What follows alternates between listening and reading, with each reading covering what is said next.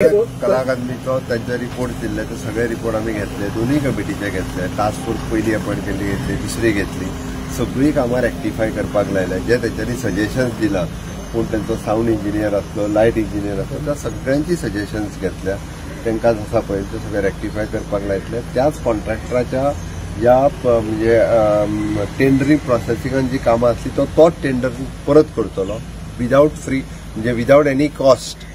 Okay, without any cost ती कामां करतलो. सगळ्यांची टेंडरान नासली त्याच्या खातीर सेपरेट टेंडर काढलो वयतलो आणि तेका जो फुडलो जे काम तेका कंटिन्यू करता म्हटलेले पयलीं 4 वर्सां खातीर तो तेका टर्मिनेट करतलो ऑक्टोबराच्या उपरांत. ही कामां फक्त सारकी करून घेतलो, त्या कॉन्ट्रॅक्टराक टर्मिनेट करतलो, त्या कॉन्ट्रॅक्टराक ब्लॅकलिस्ट करतलो.